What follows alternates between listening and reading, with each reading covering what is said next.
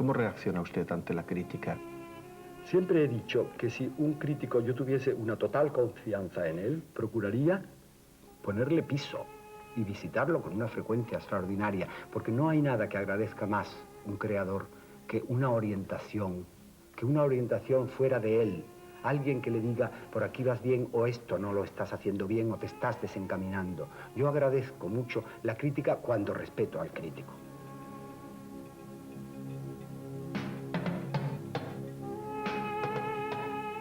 ¿Tiene alguna idea fija? Sí, tengo 3 o 4, un poco pesadas, y no siempre favorables. Lo que sucede es que yo intercambiaría ideas con alguien, pero claro, tiene que ser alguien que me merezca tanto crédito, porque si no, no intercambio, me quedo con las que tengo. Cuando sus enemigos dicen que se repite, ¿cómo reacciona usted? Bueno, si me hacen las mismas preguntas, pues siempre, de momento, tengo que dar las mismas respuestas, pero sigo investigando, Sigo investigando.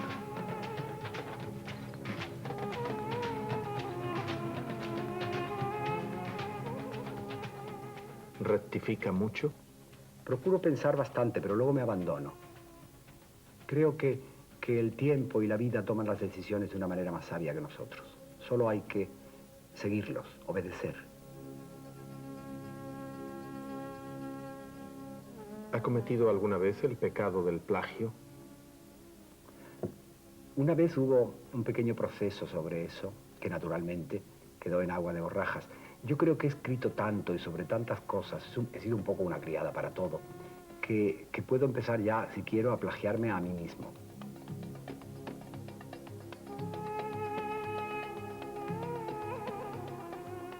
¿Cuáles son sus pasiones, Gala? Hombre, para desgracia mía, mis pasiones son leer y escribir, y espero que no sea para desgracia ajena.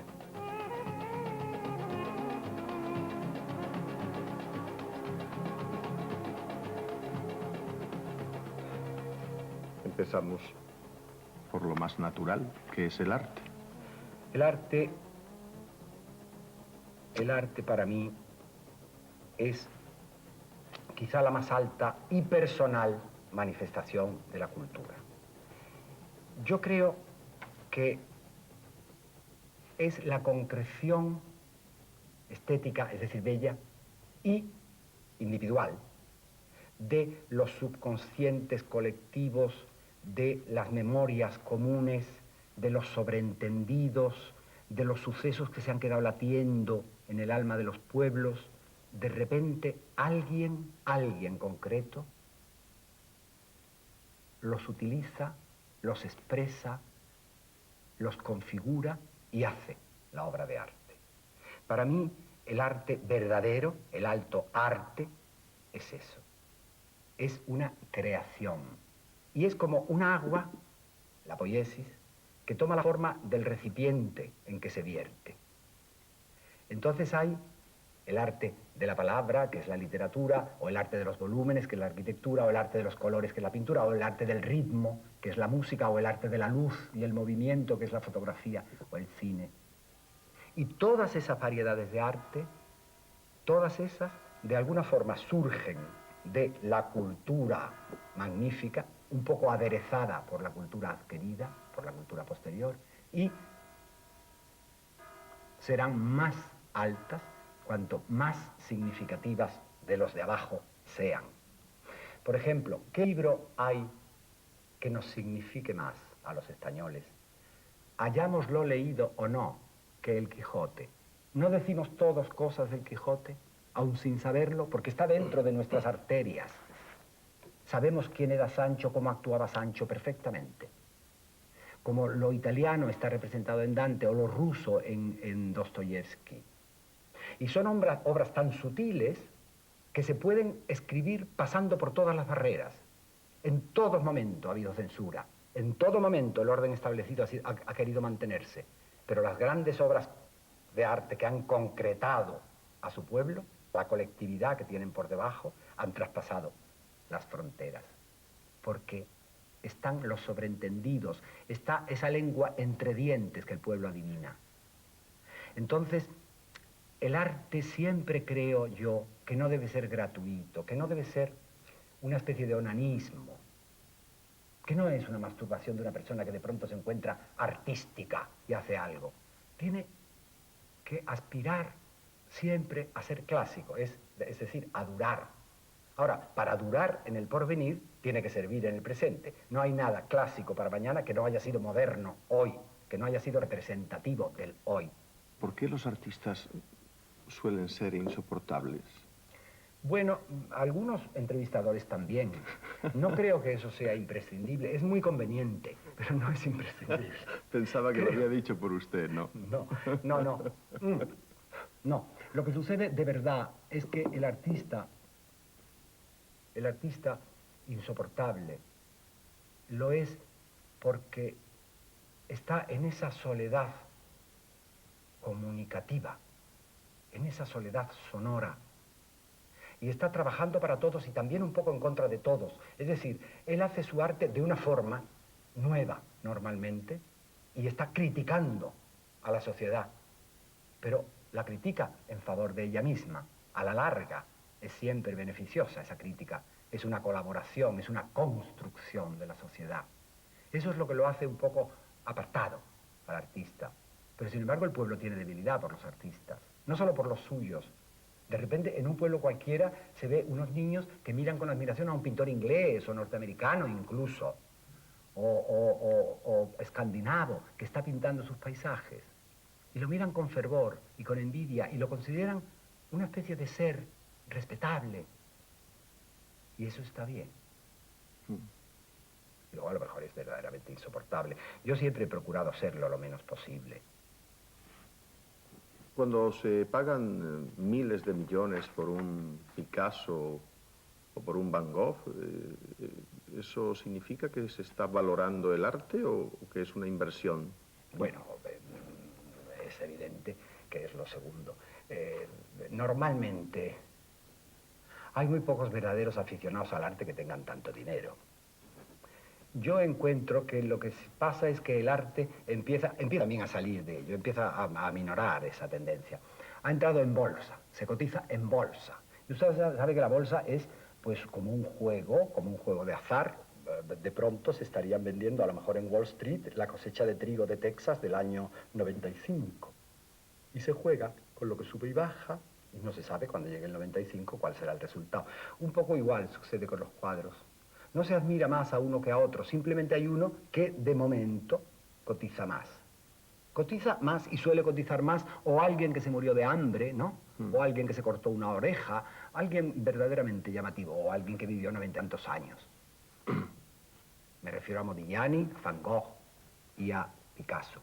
Así es la cosa. Infortunadamente, el dinero entra a saco en casi todas partes.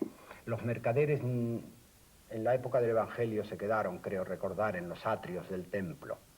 En este momento están dando de beber a los caballos encima de los altares.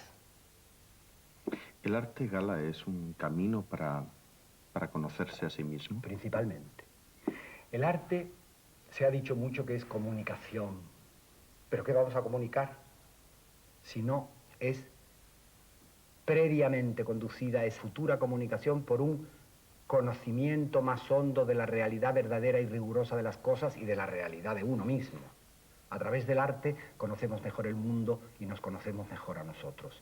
Si no, el arte verdaderamente será un artificio, pero no un arte. ¿El arte es un espejo? El arte es un espejo, pero no del artista. El artista que se mira en un espejo es primero tonto y luego narciso. Y acabara por no gustarse ni a él. Es un espejo de los demás. Es como un espejo que refleja lo que está detrás de nosotros. ¿El arte es testimonio? Sí, pero insisto, no del propio creador, no debe serlo, sino de aquello de que procede él. Él es el testigo, él es el mártir, que es lo que significa testigo, y testifica sobre lo anterior. ¿El arte es evasión? Sí, de la hostilidad, del orden impuesto, de lo que verdaderamente intenta frustrar con una ortopedia la naturalidad. ¿El arte es la expresión de la belleza o mucho más? La expresión de la vida. Mucho más, la expresión de la vida. Y lo que sería perfecto es que fuese una bella expresión de la vida. Esa es la aspiración suprema del arte. Me gustaría saber cuál es el papel de la tradición en el arte. Sí, grande, grande. No se puede cambiar de repente de camino. Avanzamos por donde han avanzado. Se hace camino al andar. Y nosotros estamos poniendo al principio los pies en las huellas de los que ya no están. Somos delegados suyos. Yo de verdad decirle que si el teatro español de repente se apartara de la tradición que representa, por ejemplo, la Celestina, el teatro estaba equivocándose. Se puede avanzar, se puede ir más lejos, se puede importar del exterior, se puede enriquecer la expresión, se puede aprovechar todo lo nuevo que hay de medios, de luces, de escenarios, de fantasmagorías, pero en el fondo tiene que estar aquello que está. A mí me da mucho miedo cuando los novelistas españoles escriben como los americanos. Los americanos están dotados para narrar espléndidamente, pero un novelista español tiene que narrar como un novelista español. Tenemos los suficientes como para saber cómo se narra en castellano.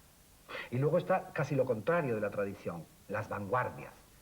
La vanguardia es una especie de rompimiento, es una ventana que se abre de pronto porque hay un huracán. Sorprende, refresca. Pero siempre me ha parecido, las vanguardias ya están decaídas un poco, esa es la verdad. Siempre me ha parecido la vanguardia como alguien que coge el pomo de la puerta, que la abre y que pasa todo el mundo. Y él se queda el último sosteniendo el pomo de la puerta. Porque en realidad la vanguardia peca siempre de ser azarosa, peca siempre de ser un farol de una persona al que no responde la verdad del resto. Es decir, peca siempre de que de alguna forma el artista de la vanguardia se haya despegado de lo común, de lo colectivo y haya querido hacer su propia pirueta. Eso es malísimo para el arte, pésimo para el arte. El artista debe desaparecer, porque si no se pierde detrás de la obra la causa de la obra. Detrás de la vida de ese artista, el trasluz de la vida de verdad. ¿Qué valor tiene el arte cotidiano? El arte cotidiano, es difícil que haya un arte cotidiano. Sin embargo, lo cotidiano y el arte tienen una relación muy grande. Hasta ahora, el arte intervenía en lo cotidiano dándole gracia, quitándole vulgaridad, mejorándolo, en obras bellas que de alguna forma salpicaban de belleza la casa. Ahora me temo que haya en muchas ocasiones una influencia contraria. Lo vulgar, lo cotidianamente vulgar, está influenciando al arte. ¿Ha escrito alguna vez para Rocío Jurado o Juana Reina o unas sevillanas? No, no he escrito para ellas y las admiro profundamente, pero sí he escrito unas sevillanas, las sevillanas del aire. Siento no recordarlas. ¿A qué sucesos de su vida le metería fotocopia? Hay 24 momentos de mi vida que están plasmados en una colección de poemas que se llama Testamento Andaluz. A cualquiera de los 24 no me importaría que una fotocopiadora me los repitiera. ¿Qué escritor le emocionó siempre? San Juan de la Cruz. Y Garcilaso también. ¿Qué pintor le emocionó siempre? Velázquez, con esa fría emoción persistente. ¿Qué músico le emocionó siempre? Mozart. ¿Cuál es el más hermoso poema que conoce? Uno que verdaderamente parece escrito con ruco.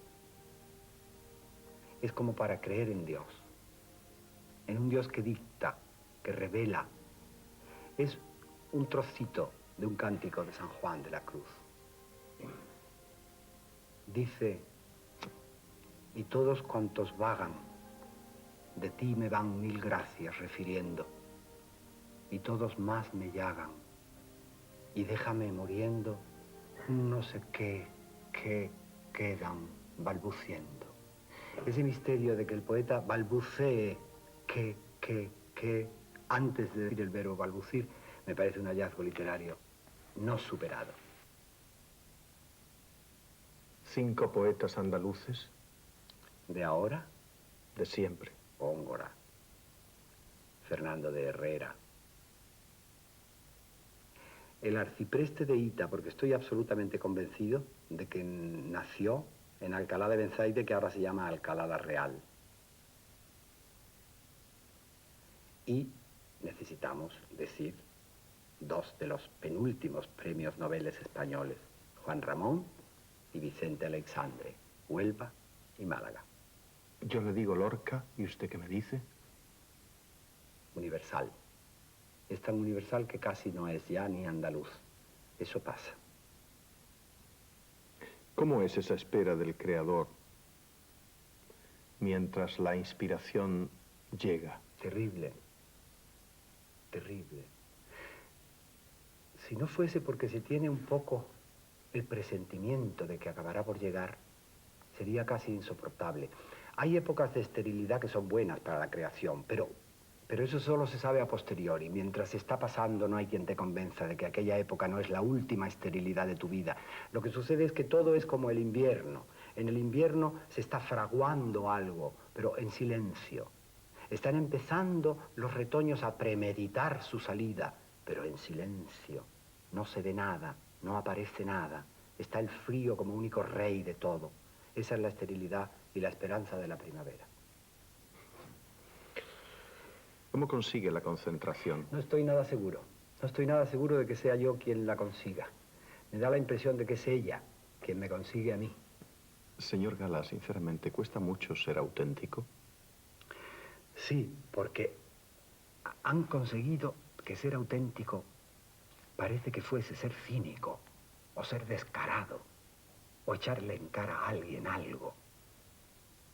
Y desde luego, para ser auténtico hay que ser un buen conocedor de uno mismo, porque la autenticidad no nos la va a decir ningún gurú, no nos la va a decir ninguna religión, no nos la va a decir ningún gobernante. Nos la vamos a decir nosotros y las personas que nos amen, las personas que estén interesadas en nosotros. Ese es el trabajo de la autenticidad, rodearse bien y echar a andar. Siempre se ha de sentir lo que se dice. Nunca se ha de decir lo que se siente. ¿Cómo lo ve, maestro? Lo de maestro se lo podía usted haber evitado, salvo que me hubiese dicho maestro amado. Creo que Quevedo se preguntaba eso. Siempre se ha de sentir lo que se dice, nunca se ha de decir lo que se siente. Y el verbo sentir lo empleaba en una ocasión como amenaza y en el otro de una manera cordial. Yo no soy aficionado a los juegos de palabras, pero le digo que yo siento lo que digo, sencillamente porque siempre digo lo que siento. El peor divorcio que puede haber en un hombre es el que haya entre el corazón y la cabeza. Lo difícil es expresar lo que se siente, ¿verdad? Pero eso ya es una cuestión de palabra, no de corazón. De vocabulario. De vocabulario y de profesionalidad. ¿También de profesionalidad? Sí, hay gente que es profesional de la palabra, un escritor tiene que serlo. Es su instrumento de trabajo. ¿Usted cree en las palabras? Sí, porque me parece que han sido el fruto de un largo trabajo. Imagínese usted ese mono que poco a poco de repente se puso en su clan, en su tribu, de acuerdo con otros monos para que un sonido determinado significase miedo o amenaza o tormenta o fuego y 2 sonidos juntos, amor o deseo. Y así nace el idioma, así nace la palabra, así nace el entendimiento y cada tribu se entiende y es como un lazo común, como un lazo que los lleva juntos a vivir alrededor del fuego, a refugiarse de las tormentas, a consolarse del temor de la noche. Entonces, ¿cómo no voy a amar la palabra? Ese es el gran triunfo del hombre. Ese es el gran éxito, la primera meta del hombre. Hablar y entenderse. Lo que sucede es que también en este momento el hombre está utilizando las palabras para esconderse detrás de ellas, en vez de para manifestarse, para ocultarse. Estamos subvirtiendo todo lo hermoso que habíamos tenido en la mano, convirtiéndolo todo en enemigo nuestro, creyendo que lo utilizamos a nuestro favor. ¿Y no crees que he dicho no crees, perdón? No, sí a mí me encanta que me tuteen. Yo tengo edad del tuteo. Ujú. ¿No cree que aprendemos el mundo a través de las palabras? Sí, claro, lo aprendemos a través de las palabras, pero también del tacto. Estamos llenos de sentidos. Los sentidos son como puentes levadizos que nos comunican con los otros y con el mundo. Y nosotros nos empeñamos en levantar los puentes levadizos y en aislarnos de las cosas. Tenemos que tocarnos unos a otros, tenemos que oírnos, tenemos que mirarnos, tenemos que acariciarnos, tenemos que confundirnos. Fundirse con, tenemos que consentir, sentir con. Y si no, no hacemos nada, insisto, porque cada hombre es todos los hombres, pero todos los hombres son también un hombre solo. De los sentidos, para usted, ¿cuál es el primero? El primero quizás sea la vista, porque es la vista por donde entra de una manera más independiente, de una manera más objetiva el mundo. Pero está ese sentido del oído en que la palabra serpentea laberínticamente hasta llegar a ese cerebro que el mono, por tenerlo un poco grande, más grande de lo de sus congéneres, echó a hablar. Todos los sentidos son hermosos. Ese sentido del tacto, porque decimos a veces, aquí me acabo yo. Es horrendo eso. ¿Cómo aquí me acabo yo? La piel es la que tiene que ser acariciada. Un niño sin caricia se moriría de pena. Y es imprescindible que todos sigamos manifestando a ese niño que tenemos dentro, que lo adormecemos, que casi lo asesinamos. Todos los sentidos son maravillosos. Pero usted no se deja acariciar, ¿no? Depende. ¿De ¿Qué qué está usted insinuándome en este instante? ¿De qué depende? Depende del momento, depende de la ocasión, depende de la mano. No se crea usted que yo estoy cada vez más propenso a la caricia. Yo le veía arisco. Tengo esa fama. Tengo fama de arisco, tengo fama de distante. Pero es que verdaderamente al distante hay que aproximarse, porque lo está, para que esté menos distante. Hay un área de fuego que tiene cada ser humano y hay que atravesarla para calentarse en ella o para quemarse si es preciso, pero hay que hacerlo. Mire usted, en este momento todos estamos marcados por una serie de límites. Los negocios llegan hasta 3 metros, la amistad 2 metros, el amor 50 centímetros. Todo es así. Estamos llenos de peldaños, crispados, erizados. Si nos damos la mano es para cerciorarnos de que no tenemos armas uno con otro. ¿En qué nos estamos convirtiendo? En enemigos de todos. No hay nada tan desconfiado como el hombre actual. No se atreve a pasear por una calle de noche a ver la luna creciente, porque teme que alguien le dé un golpe en la nuca. No se atreve a confiar ni en el acto del amor. Teme abandonarse, teme estar inerme. ¿Ante qué amenaza? ¿Cómo es posible que hayamos llegado al extremo de desconfiar hasta de nosotros mismos? Y no nos atrevemos a decirnos la verdad, que estamos solos, que tenemos temor, que queremos ser acariciados, que queremos descansar en otro, que queremos amar y que nos amen. ¿No le parece que todo está en crisis? Quizá no todo, pero buena parte de lo que entendíamos por invariable sí que está en crisis. Lo que sucede es que la crisis no es siempre mala. Hay crisis de curación, hay crisis para sanar y hay crisis para crecer. ¿No tiene la sensación de que la imagen se ha cargado a la palabra? Sí, infortunadamente la tiene mucha gente, entre que se leían pocos libros antes y que ahora no hace falta leerlos, se va a llegar a ese fenómeno magnífico del culto analfabeto, que ya va a ser, según su idioma, podríamos decir, la releche. Fíjese usted que dentro de poco parece que va a ser posible que yo, apretando, no yo, cualquier persona, apretando una tecla, sepa enseguida quién es Velázquez, quién es Goya, quién es Cervantes. Pero yo me temo, Quintero, que esa persona no sienta la menor necesidad de saber quién es Goya, quién es Velázquez y quién es Cervantes, y no apriete la tecla.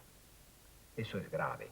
La colaboración que hay con el libro la fraternal concordia que hay con el libro, la caricia que supone tener el libro en la mano, esa memoria de la sabiduría universal, esa antorcha que un hombre se ha pasado a otro, esa pértiga que salta de unos lugares a otros, de unos tiempos a otros, eso está en riesgo de desaparecer.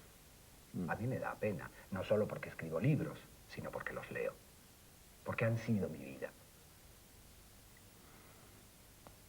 Y porque a usted le gusta mucho la palabra.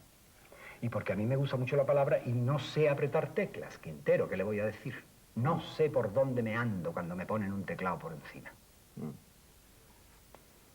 ¿Y porque no cree en eso de que una imagen vale por 1000 palabras? Eso no. Hasta ahí podían llegar las bromas. Ni una imagen del Sagrado Corazón, fíjese usted. De ninguna manera. No. No. No hay tanta imagen como para valer 1000 palabras. Cuando la palabra es precisa, cuando sale de dentro. Cuando sale de dentro y va adentro.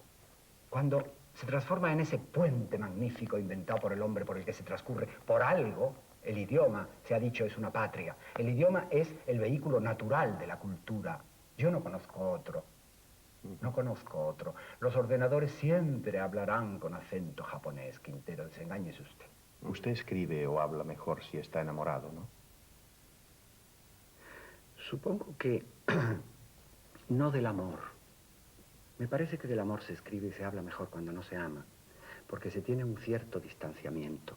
Cuando se está dentro del amor, los árboles no nos dejan ver el bosque.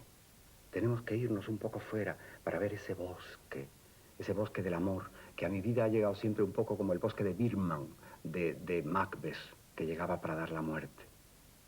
Pero, en cualquier caso, hablar de amor, siempre es un regalo. Es curioso, usted que tiene un gran don para la palabra,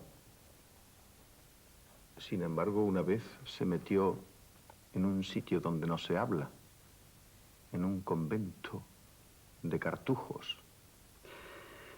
Ya, mire usted, si la palabra es una sinfonía, una música, el silencio también es música. La música no podría estar siempre sonando. Necesita de las hermosas pausas. Y el silencio y la soledad son sitios donde se reflexiona bien, donde uno se encuentra más próximo a sí mismo, donde uno se reencuentra si se ha perdido. No crea usted que todos estos enemigos de la vida utilizan esas altas músicas llenas de decibelios irresistibles para otra cosa que para impedir pensar. No crea usted que esas grandes ciudades tremendas, en que la gente está de verdad sola, pero infinitamente rodeada, no son también utilizadas para impedir que la soledad nos deje pensar, nos deje encontrarnos, nos deje reconciliarnos con lo que somos. Por eso me fui. Siempre se ha envidiado en nuestra tierra, y supongo que en otras tierras, a los que hablan bien. Sí, yo creo que eso es una cosa, es una herencia árabe, el raccontastorie. Los árabes adoran que se les hable. Algunas veces se adormecen porque siguen el ritmo de la frase y se van quedando como extasiados. Es natural, somos pueblos de no muchos lectores y de no una gran afición a la lectura. Eso es un fallo del Quijote. El Quijote se volvió loco de tanto leer. Yo no creo que ningún español se haya vuelto loco de leer. En todo caso, el libro nos puede haber hecho perder el sueño, pero desde luego no por locura. Entonces creo que verdaderamente nos gusta oír hablar. Es verdad que se lee poco, ¿no? Sí, se lee muy poco. Se lee muy poco. Comprendo que no es imprescindible y que estaría mal que yo hiciese la publicidad de que debe leerse, pero se lee muy poco. Y eso es triste. Lo es. ¿Y tiene difícil arreglo? No lo sé. Habría que intentar que se leyera más, por muchos procedimientos. Los aficionados a la economía podían empezar a pensar en unas ediciones populares de papel reciclado, con largas tiradas que saliesen mucho más baratas, o los aficionados al conocimiento y a la sociología podían intentar penetrar en ese pueblo desentendido, proporcionándole unas lecturas. Yo sé que ha habido, por ejemplo, una biblioteca andaluza que se ha hecho una biblioteca básica de libros que los andaluces debían conocer, algo así de ese modo, algo que verdaderamente el pueblo llano, mi pueblo lleno de cultura, admirado y envidiado por mí, notara que no es algo de cultura que viene como una señorita visitadora de las conferencias de San Vicente Paúl a hacerle a él el favor de darle un poco de comida culta. No, sino que es simplemente la devolución de lo que el otro ha recibido. ¿Qué le ha emocionado más en un patio de butacas? Es difícil porque una persona que se ha dedicado tanto tiempo al teatro y ha visto tanto teatro, pero si lo pienso un poco le diré que un ensayo concreto, de una escena concreta, de una comedia mía titulada Samarcanda. Gala, el alcalde de Zalamea, don Juan, Carmen, ¿siguen siendo prototipos de lo español? No sé qué decirle. Por fuera, todavía. Yo he escrito una Carmen hace poco y está en este momento o va a estar en el Japón. Es decir, siguen funcionando los mitos nuestros de al rey la hacienda y la vida se ha de dar, pero el honor es patrimonio del alma y el alma solo es de Dios. Pero también están cundiendo por fuera y por dentro otros mitos como el escudero que se salpicaba la barba de migas para que creyera todo el mundo que había comido. No había comido. O esos buscones y truanes y buscavidas y lazarillos, todos esos pícaros que en este momento están haciéndole la competencia a los Quijotes, a los Sanchos y a los Don Juanes y a las Doñas Cármenes. Los españoles, Sanchos y Quijotes, místicos, héroes y villanos, el punto medio nos cuesta trabajo encontrarlo, ¿no? Pues a la larga se encuentra. Sí, ¿cómo? Sí, fíjese usted, cuando se está muriendo el Quijote, él recobra la razón y el que la pierde es Sancho, que lo está invitando a salir por tercera vez. La mística Santa Teresa se apea del éxtasis para darle una vueltecita al arroz de la cena. Y Juan el Precinado, que es uno de los grandes héroes de la historia de España, es al mismo tiempo uno de los grandes villanos, espléndido villano. Es decir, hay un momento en que todo acaba fundiéndose. Pero los españoles somos trágicos, ¿no? Sí, pero ¿por qué? Porque quizá nos tomamos la vida demasiado en serio. Es que la vida es para tomársela en serio. En realidad Unamuno hablaba del sentimiento trágico de la vida y tenía razón, porque entendemos la vida como una agonía, es decir, en el estricto sentido como una lucha. Y es que poco nos ha ido también a los españoles como para no entender así la vida y tomárnosla en serio. El español no es un ser alegre. La fiesta de los toros, por mucha campanilla que le pongamos y mucha bulilla y mucho cascabel y mucho colorido, es una fiesta demasiado seria como para llamarse alegre. ¿El andaluz es alegre? El andaluz es alegre porque tiene quizá la alegría debajo del misterio. Pero hay sitios en Andalucía que tienen el misterio debajo de la alegría. Sevilla, por ejemplo. Y Córdoba, por ejemplo. Córdoba tiene el misterio por encima.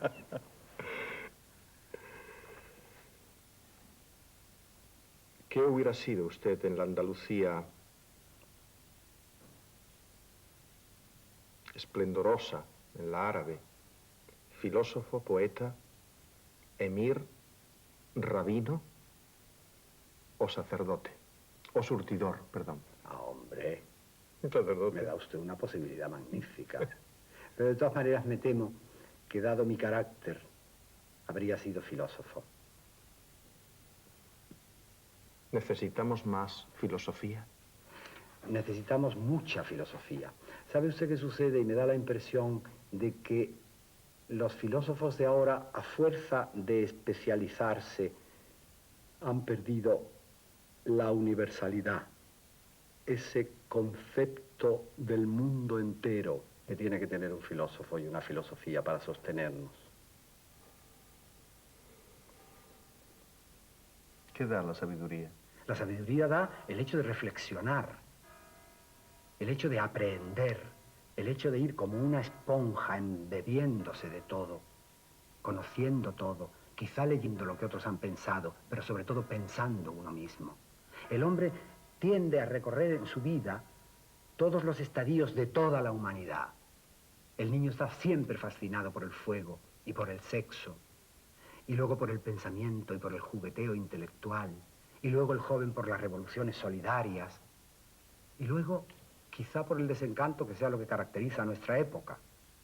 Pero el hombre recorre en pequeño toda la evolución humana. Y es malo quitarle una etapa u otra. El sabio se sorprende de todo. ¿Usted se ha quedado alguna vez pasmado mirando sus perros o viendo volar un pájaro? Hombre, tanto como pasmado, me he quedado entusiasmado. Sería más exacto decir entusiasmado, porque todo en el mundo es motivo de perplejidad, todo es motivo de asombro, todo es motivo de interrogación. Y aunque uno no se conteste, aunque uno quede en la duda, la pregunta siempre nos hace avanzar. Me parece que la ciencia y el arte tienen eso en común. Algo nos llama la atención y meditamos. ¿Usted cree que vivimos inconscientemente? Yo creo, Quintero, que la vida no tiene por qué ser consciente. Nuestra vida puede perfectamente funcionar sin nosotros. Y en ocasiones incluso es preferible que funcione sin nosotros. ¿Deja la mente en blanco o su cerebro está funcionando las 24 horas? Procuro dejar la mente en blanco cuando estoy intentando dormir, eso que yo llamo entrar en la serenidad. ¿Es usted un hombre de costumbres austeras? Mucho, mucho. Estoy seguro de que mucha gente se asombraría y no me envidiaría nada si viera mi austeridad. ¿Dónde le gusta vivir? ¿Arriba o abajo? Arriba. Arriba. Siempre yo trabajo en los últimos pisos. Duermo un poco más debajo, pero trabajo arriba. ¿Usted se considera un tío práctico? No, nada práctico. Un poco solo. Para elegir a la gente práctica que me resuelva lo que yo no sé. ¿Es capaz de besar 100 manos para subir un escalón en la vida? Yo no creo que mi vida sea una escalera, líbreme Dios. Además prefiero los ascensores, si no le importa. Pero no creo tampoco que la ascensión en mi vida dependa de los obispos o de las señoras, y en el fondo es a ellos a quienes se besa la mano, ¿no? No ha tenido que dar codazos para llegar donde está. No, esa es la verdad. ¿Qué poder le gustaría tener? Pues yo creo que el único que tengo, no, el de decir la verdad a los poderosos. Señor Gala, ¿qué es lo que no debiera cambiar en el hombre? Yo siento tener que decirle, porque digo lo que siento, que todo lo que no depende estrictamente de él es bueno. Todo lo que el hombre es bueno. Y sobre eso, sobre lo natural del hombre, no sobre lo artificial ni lo sobrevenido, debe edificar. Él, su casa. ¿Qué dolores soporta peor? ¿Los del cuerpo o los del alma? Usted sabe que yo tengo una salud verdaderamente poco envidiable. Entonces a los dolores del cuerpo ya estoy un poco acostumbrado, ya me los conozco, sé ponerme la cruz donde menos me duele, son invitados míos. Hombre, cuando aparece alguno, siempre me extraña que haya aparecido sin permiso, pero en todo caso prefiero los físicos. ¿Qué hiere su sensibilidad? Pues mire usted, los gestos vulgares, la zafiedad cuando está fuera de lugar, cuando no es zafia ni vulgar esa persona. Eso es lo que más me hiere. ¿Qué piensa usted de sus imitadores? Decía Benavente, bienaventurados nuestros imitadores porque de ellos serán nuestros defectos. Y la verdad es que el imitador siempre se queda con lo accesorio, siempre se queda con lo de más bulto, siempre se queda con el bastón, con el perro, con no sé qué, con mi tono o con la palabra de amor que normalmente... Es decir, se queda un poco con la superficie, con ese envoltorio del producto que yo le decía. ¿Y eso no le molesta? No, ¿qué me va a molestar, hombre? Ellos lo hacen, yo supongo, con buena fe y siempre, aunque sea hacer reír, pues eso es bueno. ¿Cuál es la mayor dicha del ser humano? Yo pienso, o por lo menos en mi caso así ha sido, que conocer con claridad cuál es su destino y entrar en él, de acuerdo, gozosamente. ¿Qué es el destino? Yo creo que el destino es lo que está esperándonos al final de un camino que nosotros aparentemente hemos elegido con toda libertad. Gala, ¿qué es la belleza? ¿Quién lo sabe? ¿Quién lo sabe? La belleza es algo tan inefable que no sabemos si es un reproche que se nos está haciendo. En cualquier caso es una armonía y verla nos pone un poco tristes porque no nos parecemos nada a ella. ¿Qué es la emoción?